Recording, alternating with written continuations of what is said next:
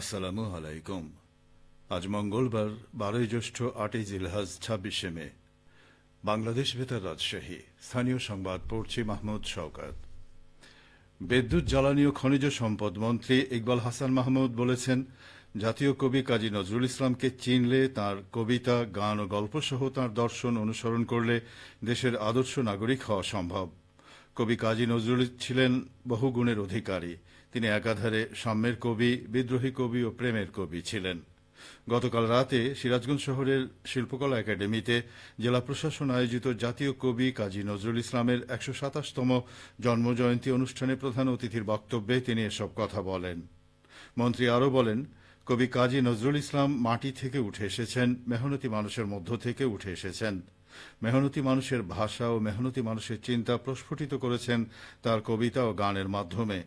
অনুষ্ঠানে সভাপতিত্ব করেন সিরাজগঞ্জ জেলা প্রশাসক আমিনুল ইসলাম। আলোচনা শেষে সাংস্কৃতিক অনুষ্ঠান পরিবেশিত হয়। শেষে কবিতা আবৃত্তি ও রচনা প্রতিযোগীদের বিজয়ীদের মধ্যে পুরস্কার বিতরণ করা হয়।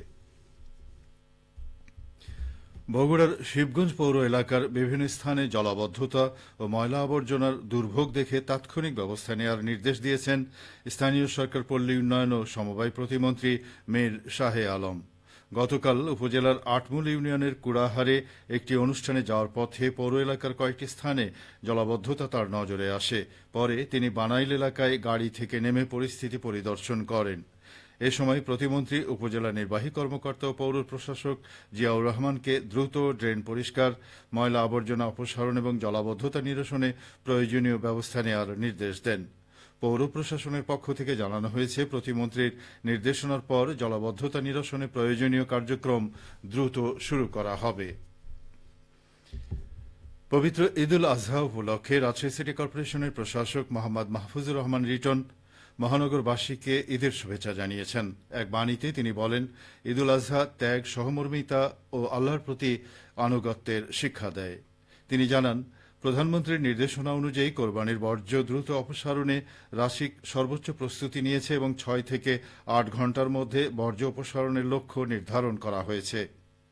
এছাড়া নগরবাসীর জন্য পরিবেশ বান্ধব পচনশীল ব্যাগ, ব্লিচিং পাউডার বিতরণ, চামড়া সংরক্ষণে লবণ প্রদান এবং ট্রাফিক ব্যবস্থাপনায় বিশেষ উদ্যোগ নেওয়া হয়েছে বলেও উল্লেখ করেন তিনি। সবশেষে তিনি দেশ ও জাতির শান্তি, সমৃদ্ধি ও কল্যাণ কামনা করে সবাইকে ঈদের শুভেচ্ছা জানান। বগুড়ার নন্দীগ্রামে কৈগাড়ি মোড় থেকে কদমকুড়ি পর্যন্ত সড়ক নির্মাণ কাজের উদ্বোধন করা হয়েছে। প্রায় ২৬ কোটি টাকা ব্যয়ে বাস্তবায়নাধীন এই প্রকল্পের চলমান কাজ গতকাল পরিদর্শন করে স্থানীয় সংসদ সদস্য মোহাম্মদ মোশাররফ হোসেন। পরিদর্শনকালে তিনি নির্মাণ কাজের অগ্রগতি এবং মান নিয়ে সংশ্লিষ্টদের সঙ্গে কথা বলেন। এ সময় তিনি সরাসরি বগুড়া সড়ক বিভাগের নির্বাহী প্রকৌশলীর সঙ্গে মুঠোফোনে যোগাযোগ করেন। সড়কের নির্মাণ ব্যয়, কাজের গুণগত মান ও বাস্তবায়ন কার্যক্রম যথাযথভাবে তদারকির নির্দেশনা দেন তিনি। স্থানীয় বাসিন্দারা জানান, নতুন করে সড়ক নির্মাণ কাজ শুরু হওয়ায় সাধারণ মানুষের মধ্যে স্বস্তি ফিরেছে। সড়কটি নির্মিত হলে নন্দীগ্রামের বিভিন্ন এলাকার সঙ্গে যোগাযোগ ব্যবস্থা আরও সহজ হবে বলে আশা করছেন তারা। সংশ্লিষ্ট সূত্র জানায়, প্রকল্পের আওতায় সড়কটির সংস্কার ও উন্নয়ন কাজ ধাপে ধাপে বাস্তবায়ন করা হবে।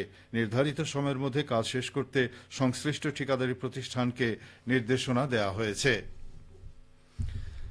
কোরবানির পশুর চামড়া সংরক্ষণে নাটোর জেলায় ২৬০টি মাদ্রাসায় বিনামূল্যে ২৫২ টন লবণ বিতরণ করেছে সরকার। জেলা প্রশাসন ও বিসিকের মাধ্যমে লবণ প্রদান ছাড়াও চামড়া সংরক্ষণের প্রশিক্ষণ প্রদান করা হয়েছে।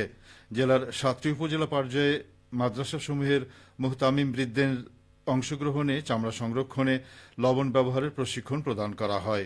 বিসিক এবং সংশ্লিষ্ট উপজেলা প্রশাসন যৌথভাবে এই প্রশিক্ষণের আয়োজন করে। জেলা প্রশাসক আসমা শাহিন জানান, প্রতি বছর কোরবানির পশুর চামড়ার উল্লেখযোগ্য অংশ মাদ্রাসায় দান করা হয়, কিন্তু সংরক্ষণের অভাবে এসব চামড়া নষ্ট হওয়ায় জাতীয় সম্পদের অপচয় হয়। পাশাপাশি দাম কম পাওয়ায় মাদ্রাসাগুলো আর্থিকভাবে ক্ষতিগ্রস্ত হয়। এই উপলব্ধি থেকে সরকার বিনামূল্যে লবণ বিতরণ করেছে। টাঙ্গাইলে ট্রাক উল্টে নিহতদের মধ্যে নওগাঁর ৯ জনের প্রত্যেকের পরিবারকে দাফন খরচ বাবদ উপজেলা প্রশাসনের পক্ষ থেকে ২৫,০০০ টাকা করে প্রদান করা হয়েছে। গতকাল নিহত স্বজনদের কাছে অনুদান হস্তান্তর করেন মান্দা উপজেলার নির্বাহী অফিসার আক্তার জাহান সাথী। একই সাথে ওই পরিবারগুলোকে সরকারি সহায়তার পুনর্বাসনের আশ্বাস দিয়েছেন তিনি। এদিকে গতকাল সন্ধ্যায় টাঙ্গাইল থেকে অ্যাম্বুলেন্স যোগে শশা গ্রামে মরদেহগুলো নেওয়া হয়। উল্লেখ্য, সোমবার ভোরে টাঙ্গাইলের কালীহাতি এলাকায় সড়কের পাশে ট্রাক উল্টে মর্মান্তিক দুর্ঘটনায় ১৬ জনের প্রাণহানি ঘটে। তাদের মধ্যে মান্দা উপজেলার ৯ জন নিহত হন। সবশেষে আবহাওয়া। আজ সকাল ৬টায় রাজশাহীতে তাপমাত্রা ছিল ২২.৫ ডিগ্রি সেলসিয়াস। এ সময় বাতাসে আর্দ্রতার পরিমাণ ছিল ৮১%। রাজশাহী ও পার্শ্ববর্তী এলাকায় আজ সূর্যোদয় হয়েছে ভোর ৫টা ১৭ এবং সন্ধে ৬টা ৪৭ সূর্যাস্ত। সংবাদ শেষ হল। আমাদের পরবর্তী স্থানীয় সংবাদ দুপুর ১২টা ১০।